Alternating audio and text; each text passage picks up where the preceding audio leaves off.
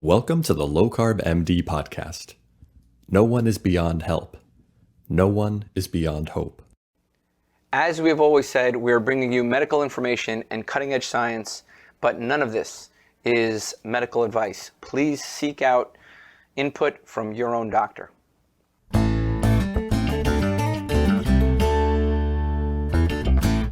Hello and welcome to the Low Carb MD podcast. Tro, good to see you, man. Listen, I'm so happy to see you. We had a little bit of a break. Yeah, it's been kind of crazy. I was in Arizona roaming around, seeing my people. Then Good Thanksgiving, stuff. then we got hit with Thanksgiving. Brian, that was the first break we've had in 3 years. Did you know that? It was a break, man. Who got a break? Yeah, I mean, it's the first time we haven't met. The first time we had 2 weeks off. Yeah, that we didn't record. Yeah, because we recorded a couple of before and stuff. Yeah, we got lazy, man. 3 years, man. In 3 years. Wow, that's pretty crazy, huh? Yeah. Listen, but it's glad to have you back. And I'm glad to, we're post Thanksgiving now. How was your Thanksgiving? My house almost burned down, dude. Oh, that's right. My house almost burned down. I talk about on Life's Best Medicine. It was pretty crazy. My buddy texts, I'm out on a nice bike ride, and my buddy texts me, goes, "Are you okay?" And I said, "I think so. I'm a little tired." Why? He goes, "There's a fire like 2 streets from your house." And I was like, "You kidding me?" So I called my wife. Yeah, I'm packing up this stuff. And so everything turned out fine, thanks to the great firemen and firewomen out there flying helicopters and dropping water on an 18-acre fire, put it out, and no houses were lost. It burned all brush. So, and the wind changed. I mean, everything that could have happened. And plus, we have to thank the county workers who were out there clearing brush for the week before this happened. They cleared 20 feet of brush from the fence line all the way around that area. So it was great timing. So I was thankful for those guys. So good. Listen, we have an awesome guest today. Somebody that I know personally is doing amazing work in the New York area here in Long Island. Somebody who has been through his own challenges and overcome them. And somebody who is really cultivating a sense of community out in Long Island, getting people together, giving them resources to stay on their health journeys. Somebody that I'm glad to meet, and hopefully we can work more and more closely together because I think we share the same vision. His name is Dan Gutierrez of Rad CrossFit in Long Island. Himself, his wife, and his brother have been really working for almost a decade getting people metabolically well. And the way we came to meet was, hey, who's this guy? Who's this doctor that told his patients to do CrossFit? Right? I think and he picks up the phone and he calls me. He's like, "Who are you? And why?" And there's nobody like you here. Yeah. Is that right? Did I get it right? Absolutely. Yeah. I mean, when I said this to you in our podcast that you did for us, that I said in our first nutrition seminar that one day we'll get a doctor to recommend us. And here we are, 2021, and I got my first one. Thank you. Man, that's crazy to me. It's crazy to me that doctors aren't recommending exercise activity, because I know once my patient starts working out with you or someone else, that they do better. They're on track. They're in a community. There's so much to that, not just the exercises, the whole package. Yeah. This is the proactive model. It's about showing up, and showing up for yourself. So it's a tough one. It's a tough one because most doctors are ready to be there, and if there's a need, when there is an emergency or something needs to be done, reactive. You're not going to learn how to swim. If you're drowning, you need a lifeguard, right? So for us, it's really all about being proactive, and it's nice to hear some doctors that are doing or have the same delivery as us or similar. Can I just say one thing? Because Dan, it's funny. I was thinking about our conversation we had. We're brainstorming about what we can do, and literally, I put out a tweet thinking about you, and the tweet said, if a doctor can't prescribe you an exercise regimen like he prescribes you medication, you need to find a new doctor. Right. What do you think about that?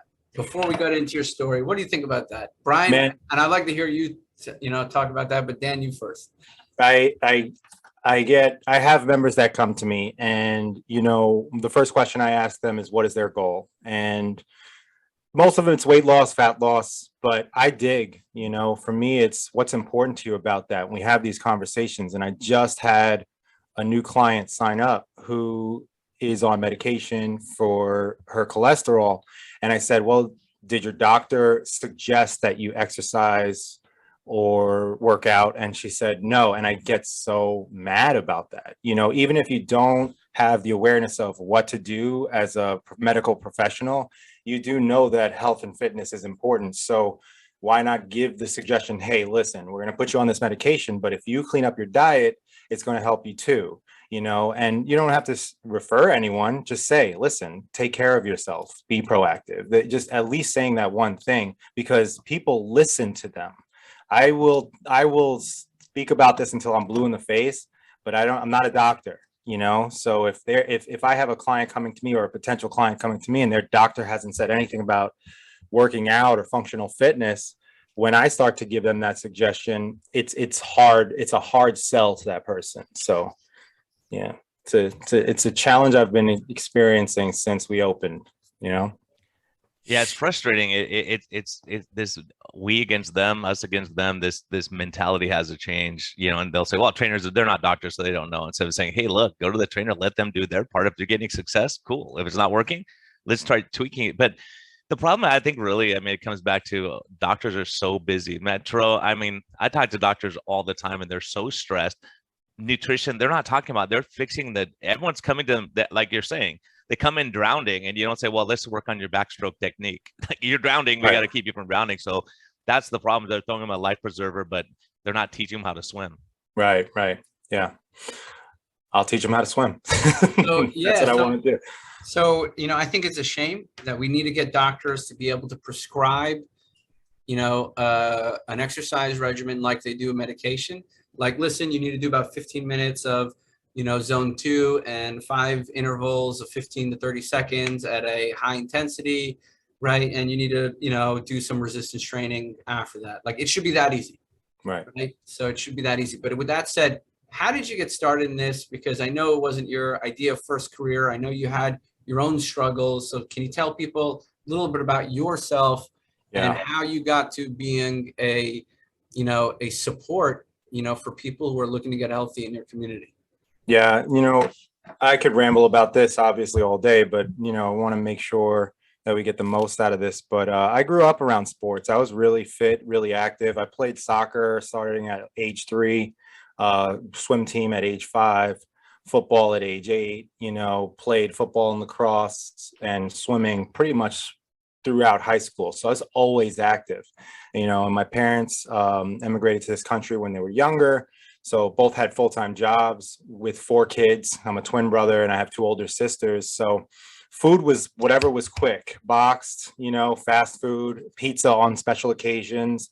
My mother and father would cook when they could, but it was always ground beef, rice, quick, So I grew up on carbs. I grew up on refined carbohydrates. But the fact that I was active, really, I was able to get away with it until I went to college and fell flat on my face. I went as a freshman to Cortland State University to become a phys ed teacher.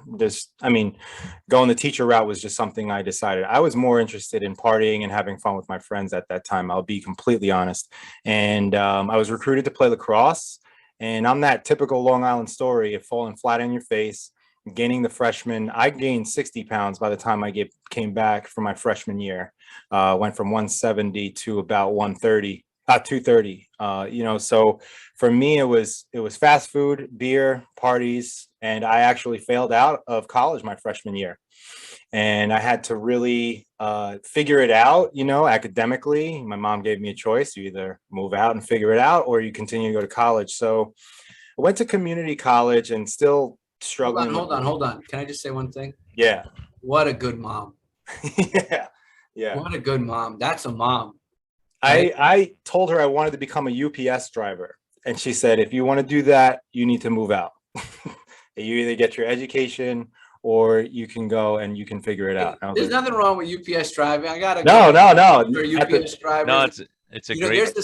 There's a study that shows UPS drivers, if they put the same time in as a physician, will make the same amount over their lifetime. Yeah. Brian, We had, we'll make the same amount. Yeah, So let me tell you, the UPS is not drivers a go bad out there. one. I'll talk to the UPS drivers because Yeah. I have friends who are UPS drivers. Look, don't go into management. Stay a driver. You'll be happy. They go into management and they get work. They're working all the holidays. They got to do all this crazy stuff. But when they're a driver, they're protected by the union. Yeah, and at the time, you know, the focus for my mom was education. You know, not get a job. You know, she was a tough cookie, and it sounds like she led you the right way. Right. Yeah. So went to Nassau Community College down here, and I just started taking liberal arts courses, and the psychology department was really good. So I ended up doing a lot of psychology classes, you know, general psych, child psych, abnormal, all that stuff. And human behavior just started becoming so interesting to me. I don't know why at that moment I didn't say, oh, I'm going to go into something like this, but I decided I always wanted to be a teacher, you know? So I graduated with my associates, and I went and I became I became a childhood education teacher, went to CW Post. And during that time, my concentration and my minor was psychology. And then I graduated, but I was still overweight, still not, you know, kind of going to the gym every once in a while, you know, doing what I thought I knew how to do, chest tries, back buys, what I had learned in high school. Gym, basically Globo Gym approach. Globo Gym workouts. Yeah. Yeah. But, you know, the amount of activity I was doing as a kid playing sports, I just couldn't match it, you know, and I just was overweight, unhappy. You know, I was about to graduate college, thinking about what am I going to do with my life? I'm 236 pounds. I'm really struggling to get down. And, you know, really kind of woe is me was my ages 19 to 22, 23, when I started to change my life. I was playing the victim, blaming everyone for my problems, blaming my ex-girlfriend for my problems, until I had that moment where I just felt completely alone. You know, my family was going through some challenges from age 20 to 22.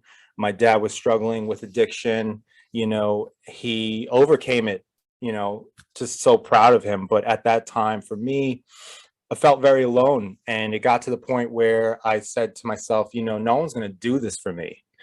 You know, 23 years old, I'm responsible for my own happiness. So I quit smoking cigarettes. That was the first thing that I did. I was a big smoker, and I knew that if you quit smoking cigarettes, one of the habits you create is eating and getting heavier, and I didn't want to do that. So I ran. I just went out for a run. You know, I said, all right, I'm going to run 5 minutes out, 5 minutes back, and I did that every day for a week, and my quads, like, because they were rubbing together so much, were just bleeding. And the hardest thing about running that whole week was worrying about like my fat jiggling while I was running. You know, I was just so nervous. I'm running around in my town. But after that week, I felt so good, and I just kept doing it. You know, I kept doing it. And during the time I was working as a lifeguard in pools, and I had a bad experience there, you know, blamed them for me getting in trouble. And I decided I wanted to become a lifeguard for the ocean. So I was training specifically to become a lifeguard down here at Jones Beach. And, you know, from September 2006 to the spring, summer of 07, I went from about 236 pounds down to about 170, you know, back to my high school weight. And I got on. Did you do that through exercise, or did you change your diet also after quitting smoking? Because that's pretty remarkable. Yeah, the portions. I was like, okay, you know, really it was all about, I had no education in nutrition. I had no background in exercise science, nothing. It was just run and portion control, you know, and a goal. Those are the three things that were on my mind. I want to become a lifeguard, portion control your food, run. Those were the three things I was just for that whole year. Can I pause you for a second? Can I pause? Yeah. Because I think there's a theme underneath here, and I want to highlight it. Brian, we always get, you know, everybody hates us for interrupting, but this is so important. Dan, you said you started running, and you were worried about what other people thought about you. Right. It physically hurt you. You said your legs were rubbing together, and you were bleeding. Yeah. But you said, I had never felt so good. Yeah. Yeah. I never felt so good. That's the power of exercise. It Oh, is yeah. a mental health tool. Every part of me believes that. Brian, what do you think? Absolutely. It's a mental health tool. And then you feel good that you accomplished something. You run out 5 minutes, you run back 5 minutes, like I'll try 6, let me try 8. Plus, the other thing that was really important that I picked up that you said was that you had a motivation. You had a goal in mind. A lot of us, we get halfway through, we hit Thanksgiving and go, why am I doing this again? Why am I not eating certain things I like? And you lose track of what you're doing and what your motivation is. Yeah, if we fast forward now as a coach, these are the things that on day one I'm identifying with my clients. It's what is your goal? And not only is it what is your goal, because most people want to lose weight, most people want to lose fat, right? That is like if you have a millionaire who's super successful financially, has it all, but isn't happy, right? Is depressed, suffers with depression. Like, why does that happen? And these people, I've gotten people to lose weight that didn't understand their purpose. And when they lost the 5 pounds, when they lost the 2 inches, when they lost the 20 pounds, whatever it was, they were still unhappy. So deep down there, for most people, there's a need to feel fulfilled. And if they don't understand that, and that's for me, what was the life-changing shift for me was I want to be responsible for my own happiness. That was the powerful thing that really I could look back to and say, your ex-girlfriend's not going to help you. Your mother's not going to help you. Your brother's not going to help you. Your friends are not going to help you. None of your friends are out here running with you on the road. It's you, it's your happiness. And that's what you're working for. It'll make you happy to achieve that goal. It wasn't about becoming a lifeguard. It was about how I'd feel when I got that, and that was one of the proudest moments was when they called I was like one of the last picked because it's a competitive class, a competitive course. I was one of the last picked and I was proud. I was like jumping for joy, So yeah, I don't know, kind of went off on a tangent there, but purpose. No. Can we stay on that for a little bit? Because you Sure. were in a place, it sounds like your mental health was really bad. You were eating, you were smoking, who knows what else, right? And basically you were in a dark place. Yeah. Right. And you kind of came to this place where you had a vision of what you wanted to do and you started working towards it. And instead of, blaming other people, you started saying, you know what, you block that out, the external forces, and you're like, I'm going to focus on my vision. Right. And that's a big key issue here is creating that vision. And I think you're talking about translating that into your practice. Yeah. You want to get your clients, the people that are coming to you thinking about their vision. Right. Why am I here? What am I doing? What is my purpose? You want to lose weight, but like everybody wants to lose weight. I want to lose weight. I've lost 150 pounds. I still want to lose weight. It doesn't mean anything. Right. Why are you here? Why are you spending money? Why are you spending time? Why are you reading? What keeps you? So it sounds like you really understood that. And that was a big moment for you when you succeeded, huh? Yeah. The trajectory since then, that was 06, 07 has been, peaks and valleys, but up, after that, found my wife and I went to high school together. We started dating at that time. I was able to be fully present in a relationship with someone without being so dependent. Obviously, I had my issues and stuff that we worked out together. But as we grew together as a couple and in my life, the trajectory has been up, and through just hearing about fitness and CrossFit and knowing, okay, running isn't enough. I need to do some sort of a strength and conditioning. I need to lift again. But and at the time, I'll be completely honest, I didn't want to get bulky. I was worried about lifting and gaining the weight back, very, very fearful of it. But when I was down to like my lightest, which was like 165, people started telling me, dude, you look thin, you look sick. Like, so you lost like 60, 70 pounds. Yeah. Summer of 07, I was really light. All I was doing was running 5 miles a day. And when I got back in the fall, I started student teaching and going to the gym locally. They had a CrossFit in it. And the first time I saw CrossFit was like winter of 07. And I thought, these guys are ego driven maniacs. This is dumb. I'm never going to do that, But after 6 months of going to that gym and seeing them work out, I got curious. And finally, the owner said, come in, just try it. You keep looking in here every day, just try it. And I was in good shape. And I did a 10-minute workout and I fainted. Did that workout. It was intense. You know, well, this was back in 07 where CrossFit was just like underground days of just this is 08, 09. Here's the workout. Go as fast as possible. It's evolved since then. But when I came to, you know, they got me Gatorade. They were so nice. I've never met anybody in the gym that really like was there. They got my wife off the treadmill. They knew who she was. Gatorade. Oh my gosh. Yeah.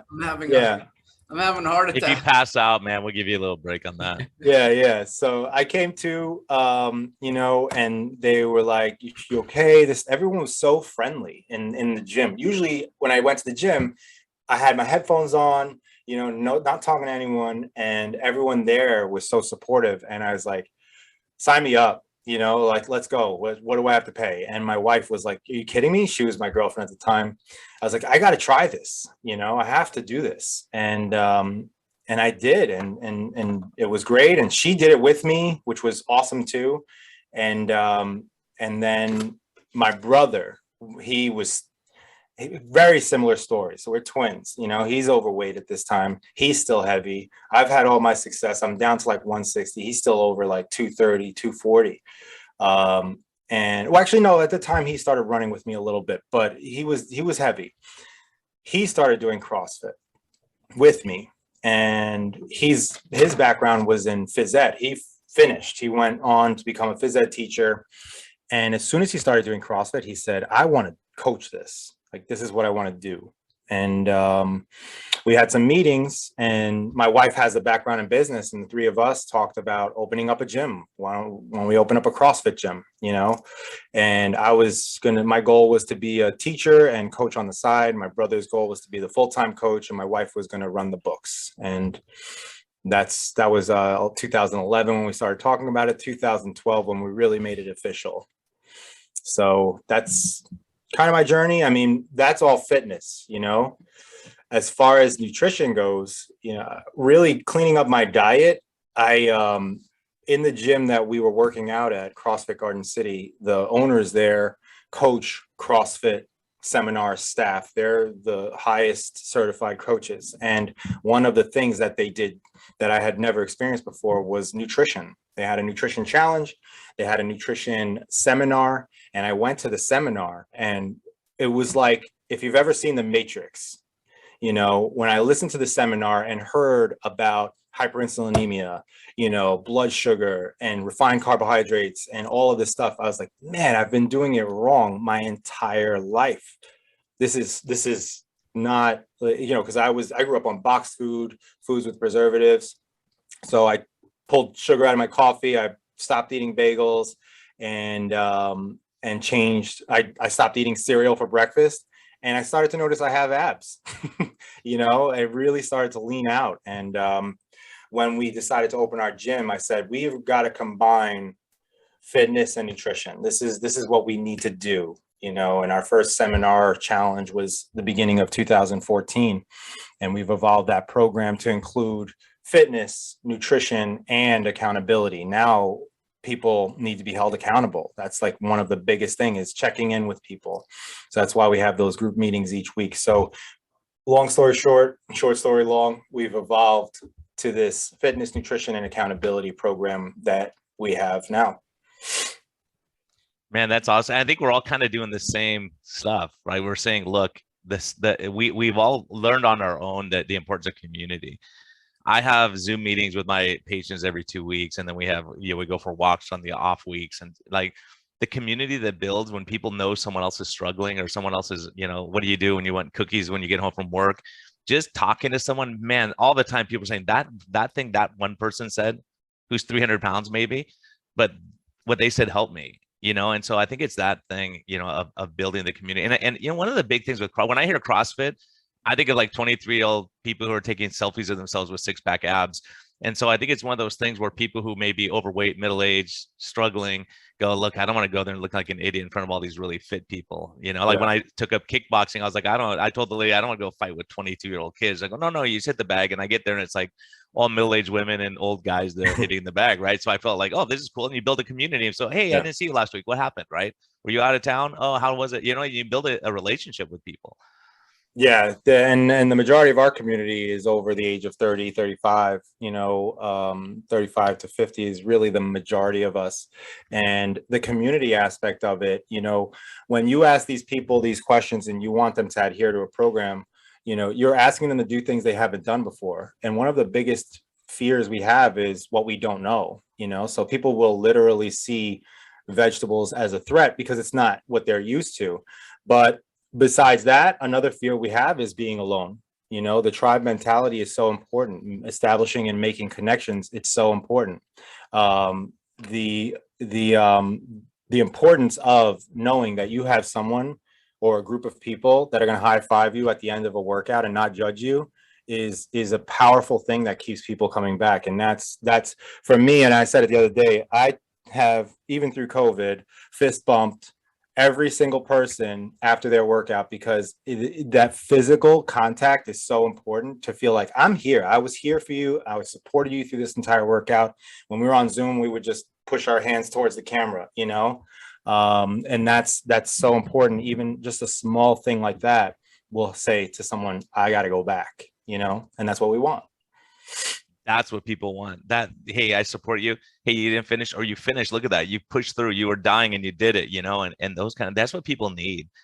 All that stuff. They don't need to say you're an idiot, you're weaker than everyone else. How come you can't do this? And like they've been there their whole life. They don't need any more of that. They need someone who's going to say, look, we're with you. Look what you're. And I think, one thing, and I think you probably noticed it, Tro. I people have lost 50 pounds and they go, gosh, I'm so frustrated. I'm not getting progress. Like you lost 50 pounds and you sustained it for 6 months. Right. So sometimes it's that scale is the killer for people, that it's mentally, it's a tough one, especially when they're doing your workouts and putting muscle mass on. Yeah.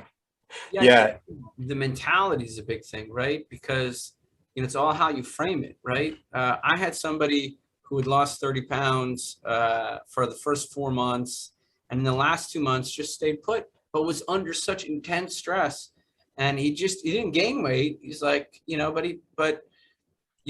was doing his walking, he was eating, but he didn't gain weight. I was like, look, we know stress makes people more hungry. We know stress is a cause of weight gain. What would have happened a year ago or 5 years ago? He's like, yeah, I would have gained 20 pounds in this time, no problem. All that weight, everything I lost would have came back on. So I think, it's tough. Our job as mentors to people essentially is to be able to frame, right? Because the individual will likely blame themselves, never be good enough, will feel shame and guilt, will have emotions, right? And our job as a mentor is to take all that away. Right. And give them unbiased feedback of where they are. Yeah. So how can you talk, Dan, about that? Like how you help keep people motivated? You must see people, kind of go up and down in terms of their interest and level of continuing on their own missions. Right. How do you keep people on their track? What, like from start to finish, what do you do? So it's important as a coach to understand that people don't want to lose weight. And what that means is they think they want to lose weight, but they want what losing weight will give them. What they're really after is when they get there, how they're going to feel, what they're going to accomplish, how, and if you as a coach can understand that, you can start to ask questions of, okay, you want to lose 20 pounds. Great. What's important to you about that? Why? What will having that give you? What will having that do for you? And when you have these deep conversations with people, you uncover what's important to them in their life. And if you uncover what's important to them in their life, you could start to align their fitness and their nutrition to accomplishing that. All right, well, you want to live and have a long and healthy life and be able to kick the soccer ball around with your grandkids. You want to feel happier when you look in the mirror. You want to feel fulfilled, so, okay, doing XYZ is going to help you get there. right? And then the weight loss is a byproduct of that success. So for me, as a coach, the step one is establishing what your goal is, that objective goal, right? If it's weight loss, body fat loss, waist circumference loss, but then that subjective of what's this going to do for you? How is this going to make you feel? You know, and as a coach, remembering that when they decide that they want to skip workouts and saying, hey, man, is skipping the workouts fulfilling your goal of happiness? Is skipping your workouts helping you establish more confidence? You know, doing what you say you'll do is the easiest way to build confidence. But that's a side note, you know, so it's really a matter of day one is what's your goal? Why is that important to you? You know, and really listening and understanding.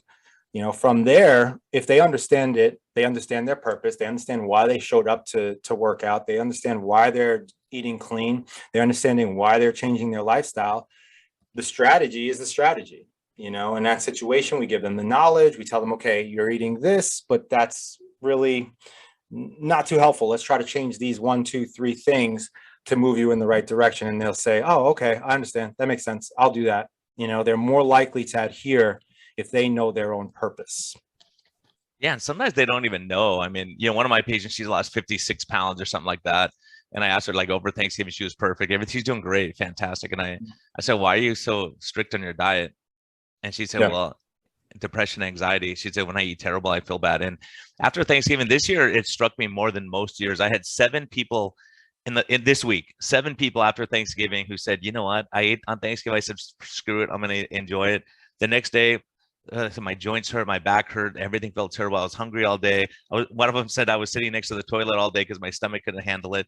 And I feel so much better when they realize I feel better when I'm doing this. I don't know anyone who said, yeah, back when I was working out all the time, I felt terrible all the time. You know, you know, but people, when they stop exercising, they go, oh, I used to feel so good when I was working out. Now I'm not.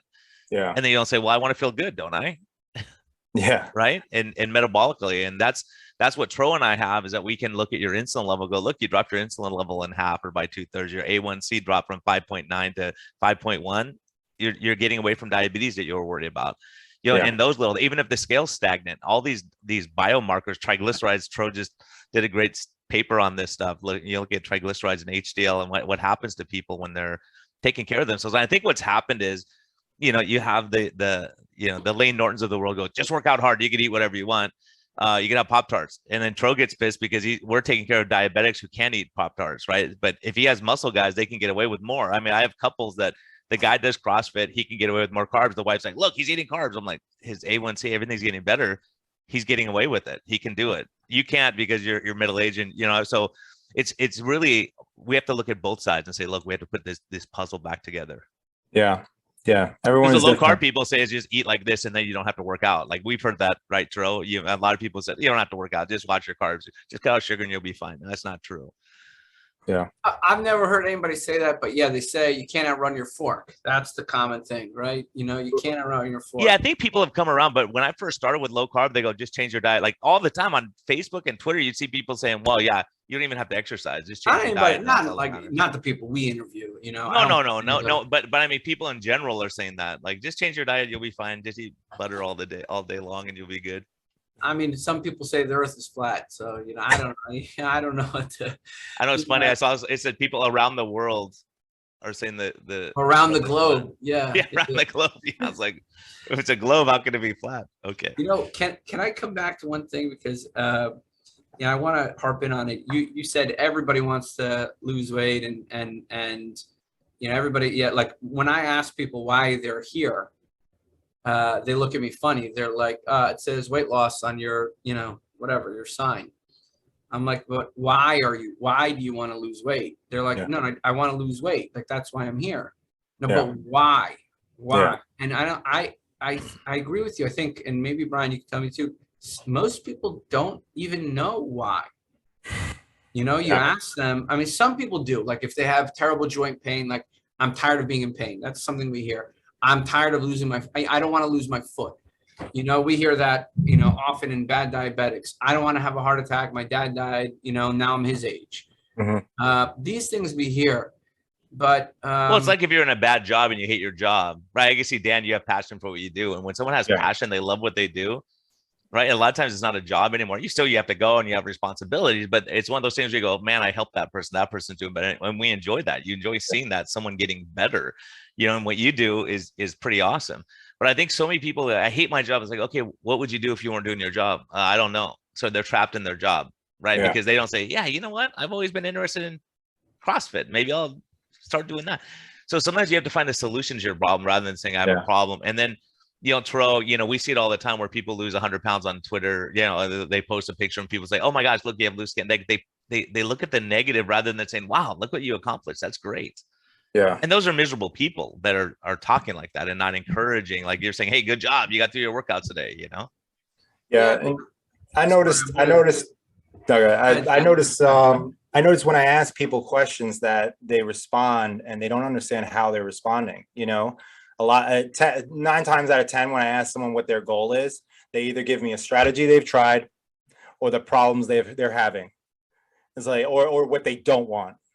It's like, oh, I don't want to snack anymore. That's my goal, right? Or I've tried kickboxing, I've tried XYZ, or they start going down the list and I say, okay, listen, I asked you what your goal is. You're not going to get into a cab and the taxi driver is going to say, hey, where do you want to go? And you say, well, I don't want to go to the Empire State Building. Yeah.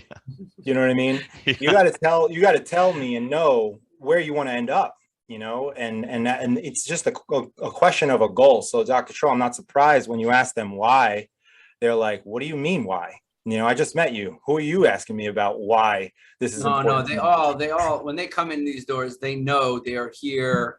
They've gone everywhere else, Right. And I'm like, look, you have to understand what's motivating you. If I don't know why I have to know why and what, right? Yeah. Why and what, where are we going? And why are we going? Yeah, and what are your goals? 6-pack abs? Are those your goals, or is it to be able to play with your grandkids and go for a walk? Like, Troy, just as I actually got teared up in the office because a lady, she had a stroke. She came to me after her stroke. Another side story of this is they put her in the hospital, like pre-diabetic. They put her in the hospital, give her a ton of carbs after a stroke, and then she leaves the hospital on insulin. They're like, can you get her off insulin? I'm like, yeah, right now we can, because they were giving her terrible food in the hospital and they were giving her sugar in her veins and all that, and she was off insulin instantly. But this lady, it's been 2 months. The first time I saw her, she needed max assist to stand up, meaning that they had 2 people had to grab her and pull her out of the chair. That's about a 96% chance of death if you end up in the ICU in that condition. This time she comes in, she stood right up and starts walking, right? And I was like, oh my gosh, like, do you realize how important that is? And just talk. And I go, can you do it without using your hands? She did it. And I was like, that lowers you from a 96% mortality rate to about a 8%. Based on the studies, just being able to stand up on your own out of a chair. So, oh my gosh. And plus her sugar's normalized. Everything's great. She's lost weight. She's feeling good. Her mental, the inflammation in her brain's getting better. It's really remarkable when you see something like that. And she's not going to have 6-pack abs. That's not her goal. Yeah. Yeah. That's powerful. So what do you do then? How do you deal with that? Like making your clients aware, or how do you tease this out? Yeah. So asking why is you can ask it in different forms. So if I want to lose weight, what is important to you about it is a nicer way of asking, what's important to you about that? What would having that give you? From there, not really sure what direction you wanted me to go with that question. Do you have any? Yeah. No, I see it like that, Troy. Like Dr. Unwin says, wouldn't it be wonderful if you can, go for a walk in the countryside? Wouldn't it be wonderful if you could do this, right? To let you see like what you could have if you. I think at the least getting that person start to think what, like some people have been trying to lose weight so long, they don't know why they're doing it. Mm-hmm. Right. And for me, it was a lifelong struggle. What was it for you? There's some people that come to me and say, I just want to get, healthy and generally healthy, and that's it. And that's fine. Yeah. Some people say, I want to look good in my wedding outfit, and that's fine too. Like, we all have a component of vanity. We all have a component of, how we feel, but what is it that drives you, Yeah. And I feel like that's important. And most people, it sounds like you're starting to think about that. Like, what's your goal and what brought you here? Yeah. In your approach. Yeah, and that's a conversation we continue to have with our members. I was just on the phone with a client yesterday who's struggling to get out of a rut. She just had her wisdom teeth taken out. She's been, bedridden for the last week, and I've been working with her for 2 years. It'll be 2 years this year, and we're still saying, well, what do you want? What's your goal? What's important to you about it? So that conversation of continuously revisiting your purpose, because it either changes or you forget it. You always have to go back to it. And I think it's so important for anyone that really wants to help people to really be curious about it with your clients. Be curious and not just look for problems and to solve it, but just be an understanding person for them to verbalize it, because they've never done it before. It's a very, very sensitive topic for a lot of people. And it's therapeutic when they start to say, wow, this is really what I want. This is why I want it, And I encourage people who struggle to answer me the questions to go home and write about it. Answer this question. What would having it give you? If you don't want to tell me, tell yourself, take that time. Yeah, I think one thing that's great for people is if they just journal how they're feeling when they start halfway through how they're doing, because they'll look back and go, oh my gosh, my mental state, I wasn't worried as much. I was happier and I was doing so. And when they realize, like, I feel better, like it's not worth it. As a matter of fact, one of my patients, I love it. She said, doc, I don't cheat on the diet at all. I go, oh, okay. And she said, well, I look at stuff and I say, is it worth it? Mm-hmm. Is this worth it or not? If it's, something from the 7-Eleven pizza, is it worth it? Or is it, if your mom made fresh pizza, maybe it's worth it then. Yeah. Say, hey, it sets me back a little bit. I'm okay with that. If you're okay with that, like, because what I see, as a matter of fact, I had a great conversation with a couple patients recently, and it was the same thing. They did Whole30 or something that's very restrictive. And as soon as they were done, they were eating all the crappy food again. Mm-hmm. It went right back. But she goes, if I can have a piece of bread every couple of weeks, I'm good. I don't need that. Then I can look forward to that. And it's something that, like, it's not too restrictive for me, because I think I think you probably see it a lot. Some people are type A and they're all in or all out. Like when they go off, they're like off the rails. It's not like they just go, I have a little bit, and they're drinking and smoking and doing all their stuff. And then they go, okay, I want to be healthy again. And then they have to go all the way back and dig out all that hole again to get back to where they were. Yeah. And you guys talked about this in episode 203 about, exactly what you're saying right now, where people have that shift, and I wanted to bring that up, that shift from that thing that they used to go to for instant gratification, and really, really building that long-term, all right, longevity wise, avoiding this will be better for me, and turning and looking at that thing and saying, it's not worth it. I wasn't able to drive past a fast food joint. I wasn't able to open the refrigerator and see beer in it. There were times where I would look at it and say, really struggle with not having it, to the point now, if there's a beer in the fridge, I'm empowered by avoiding it. If I drive past the McDonald's, I'm empowered by avoiding it, because for me, those two things, although in my life, it was something that I would easily grab for instant gratification, now it's just not worth it. And what happened was, through a desire to change, through the belief that I could change, and taking small actions, I conditioned myself to change my neural associations with what I saw. I thought beer would make me happy, right? But avoiding it made me realize all of the other things in my life that make me happy, to the point where I'm empowered by avoiding it. And I think that's something that I heard you guys talking about this. How do we get someone to that point? And it's really, do they want to change? Do they have a desire? Do they believe they can change? And if they believe they can change, then it's all about little actions, taking those little actions. These all or nothing mentalities are great, but they're short-lived. If you gradually get them to a point where they're avoiding these things and seeing the benefit, you can gradually change their neuroassociation to it. And I try to help people. I struggle still with it myself, but it's a journey, Yeah, I think that all or none thinking is likely rooted in addiction.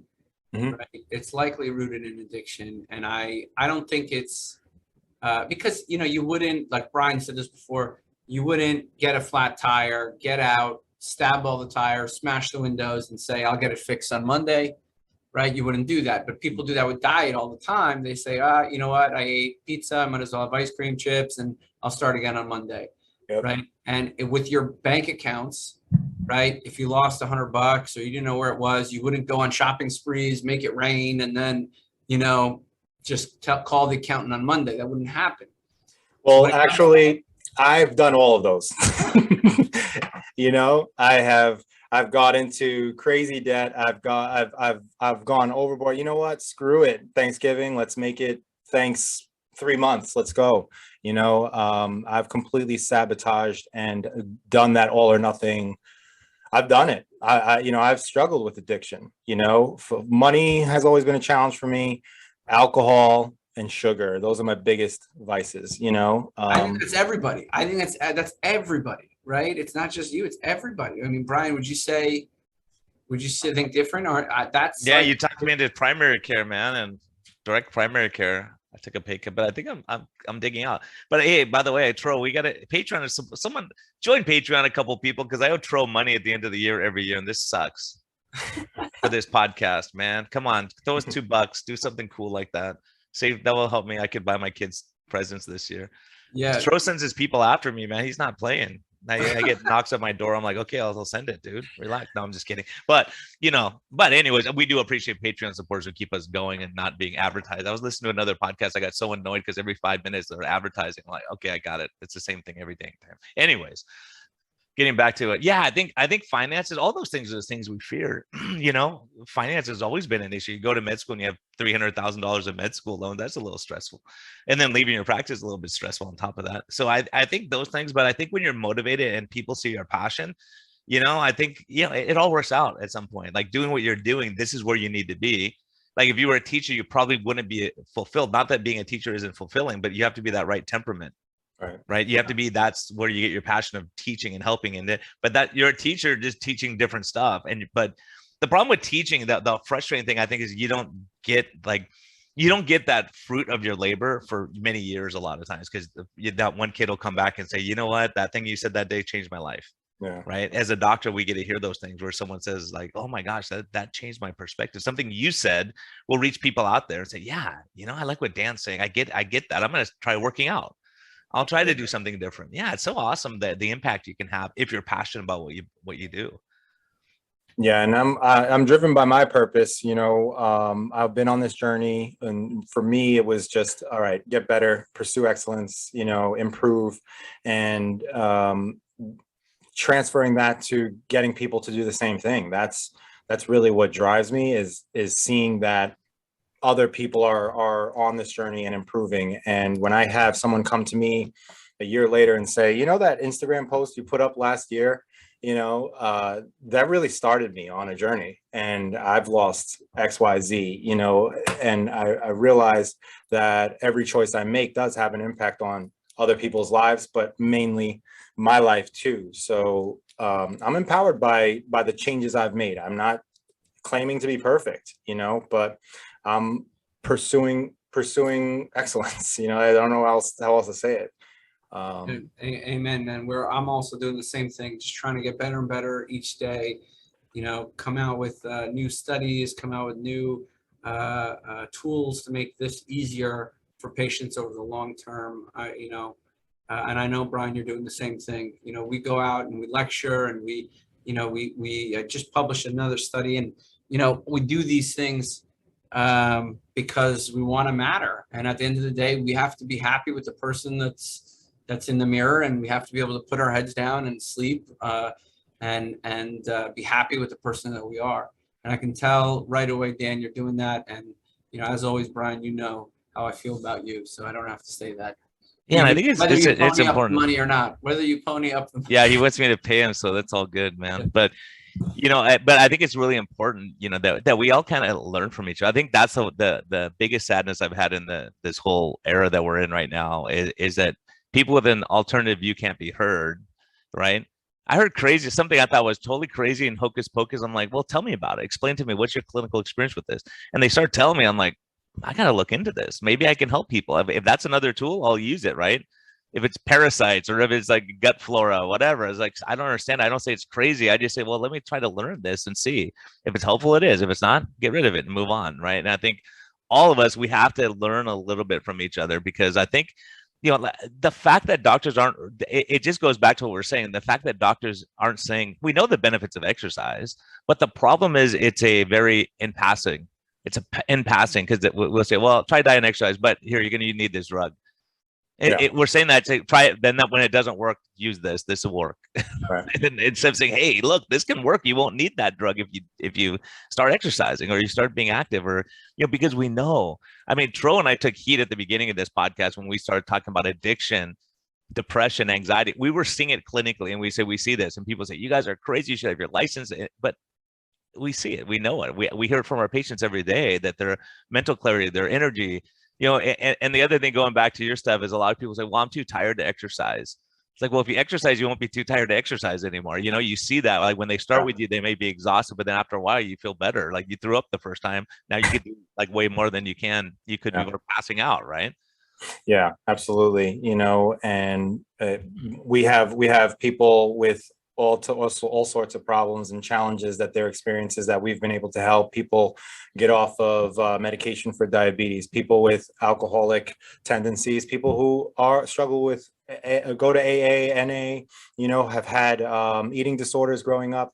They all work out with us, you know, and we're able to support them. And it's all a proactive approach. It's about putting your health and fitness first. It's about working out. It's about showing up for yourself. It's about being a part of the community. It's about eating clean.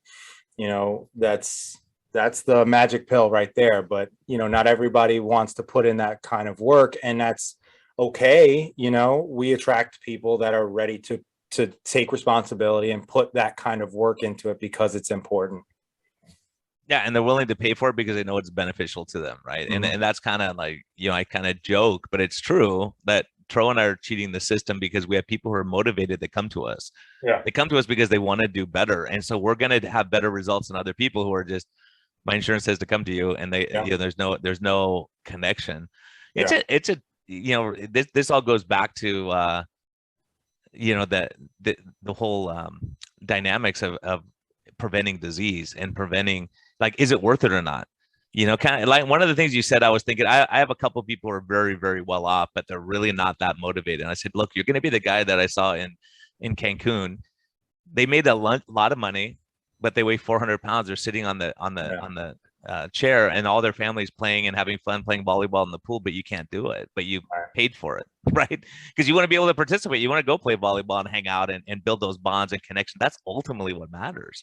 Right. You know, so I think it's one of those things where people they're so, and trust me, I was there for 18 years, just working tons of hours and not being home and letting your health go. And you think, now I'm digging out.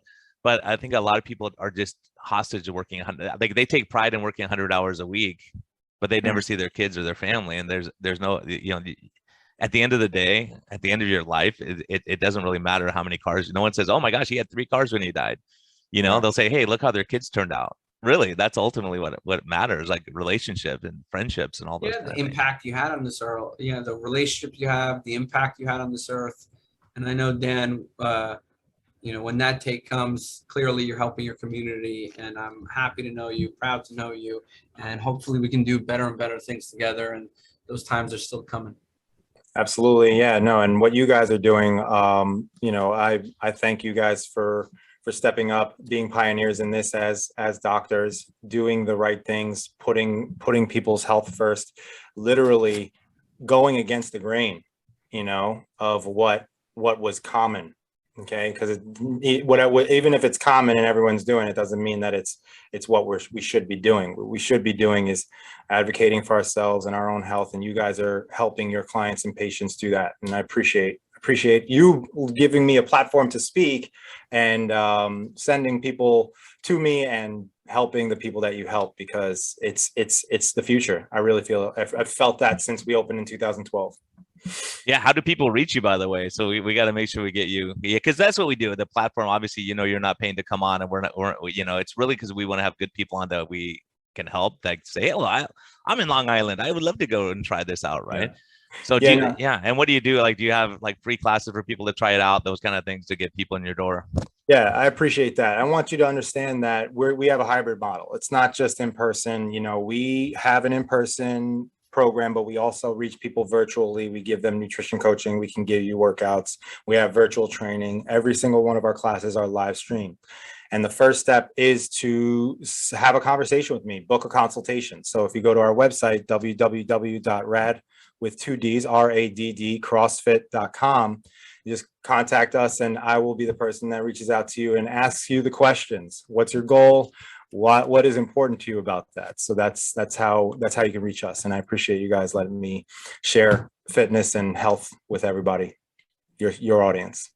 Awesome. Thank you, Patreon supporters. Thank you, Dan, from Rad Fitness. Brian, it's always a pleasure. And we're going to end it here.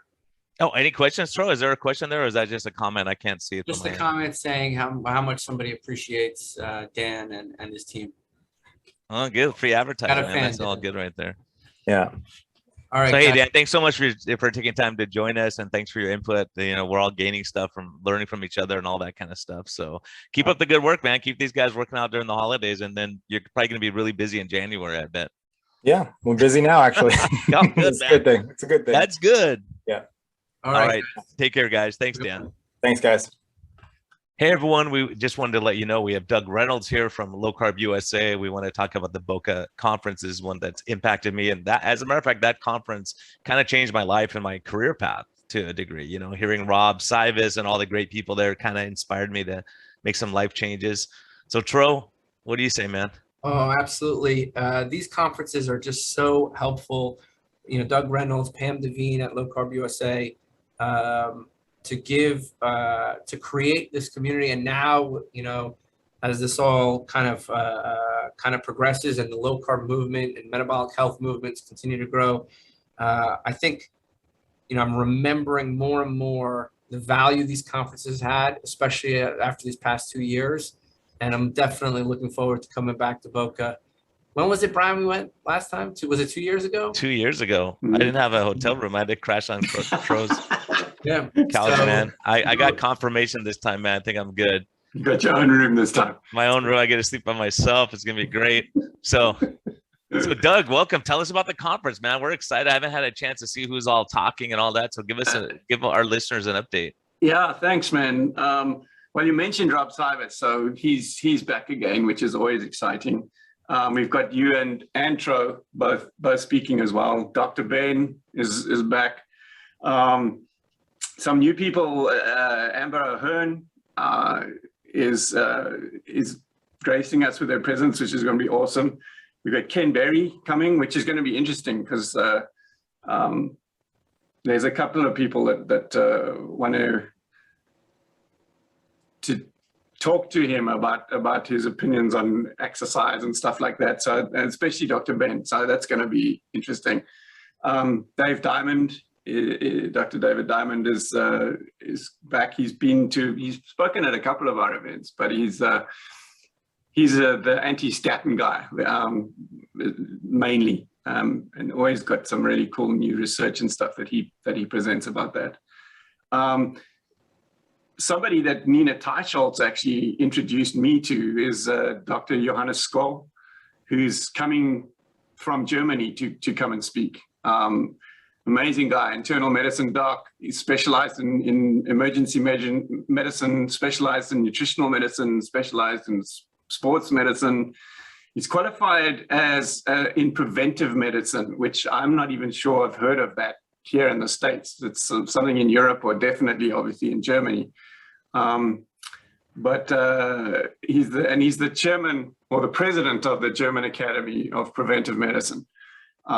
So I'm really excited to meet him and see how we can work with him to expand what we're doing more into Germany. We've got contacts and stuff in a bunch of other countries, but not in Germany. So this will be hopefully a cool starting point for that. Siobhan Huggins she's a researcher that works with Dave Feltman on all his LDL stuff that he does. Philip Pavardia is a cardiothoracic surgeon who actually came to one of our Florida events a few years ago and literally got converted there. And he's just written a book like Stay Off My Operating Table, which he's literally busy promoting right now. It's just been published. And so he's actually going to do a talk. Michelle Hearn is an incredible dietitian. She spoke for the first time in San Diego. Really dynamic speaker. You know, sometimes you get some people that stand up there and their content's great, but sometimes their presentation's not brilliant. She's just so dynamic that like you can't help but listen. Arthur Agustin's back after the San Diego one, which I'm really excited about. He's an icon. And then Joe Niflin's been at many of our events talking about addiction, carb addiction, food addiction. Vivian Lowe, she's very involved in our outreach committee at the SMHP, and talks a lot about ethnic differences that we need to take into account, you know, as you guys, as physicians and stuff, that different ethnicities respond differently to different inputs, right? And it's something that's not really documented, so she talks about that quite a lot. Yeah, that's critically important. Yeah, you know, to be able to reach the communities that need it the most, for sure. Right. Pete Delanoy is talking about gout, which we haven't actually ever had a talk about gout and the benefits of this lifestyle on that. So that's going to be really interesting.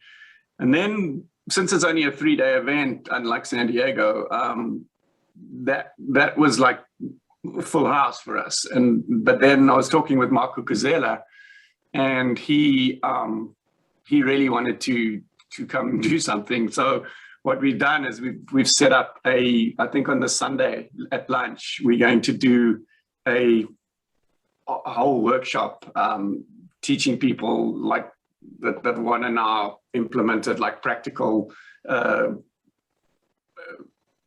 stuff, especially about deprescribing and stuff like that, because he's been involved in writing papers with Eric Westman and a bunch of other people on that particular subject.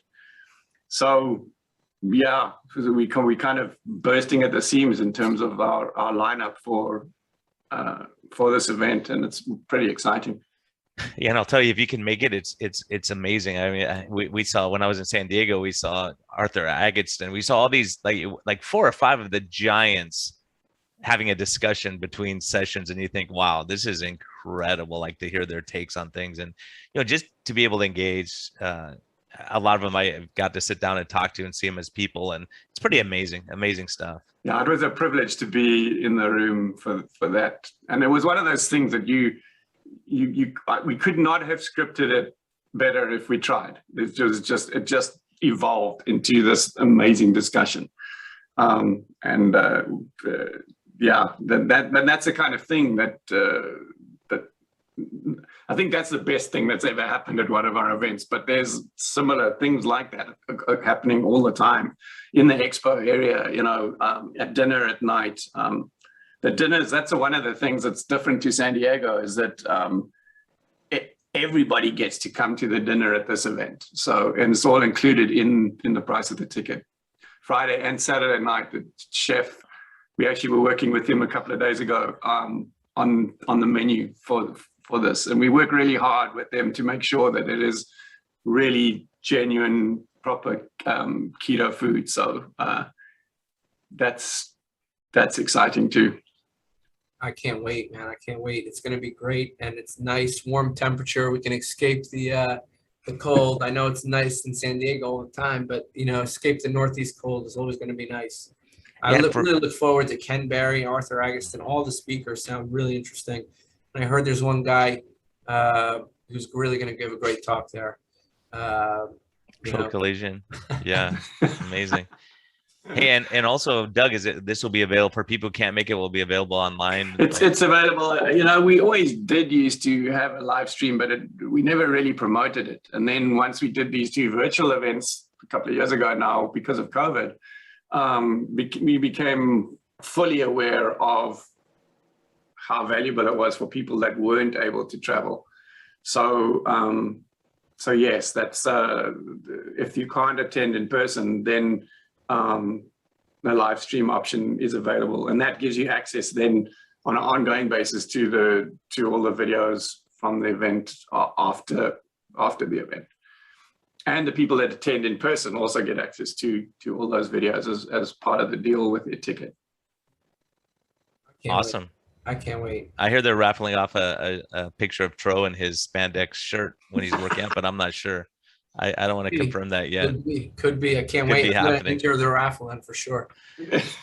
And you got to have a discount code for our people. Yeah, so I think they should know it by now. It's LowCarbMD. It's like pretty difficult to remember, right? LowCarbMD gets them 20% off their cart. So if they are ordering the CME certificate as well, that then they add that to the cart, then the code takes the 20% off both things, the ticket and the CME certificate. That's awesome. Awesome. Hey, Doug, thanks for joining us. I'm glad we could talk about this. I'm really looking forward to it. It's going to be nice to see everyone again. And nice warm Boca. Yeah, looking forward to it. And so, and you know, just that was what was so cool about, I mean, Brian, you were there in San Diego. Just the excitement of everybody actually seeing people again and being able to be in the same room and have discussions and talks again was so special. And I'm hoping that it's going to be the same in Boca. Can't wait. Awesome. Looking forward to it. Okay, cool. Thanks very much.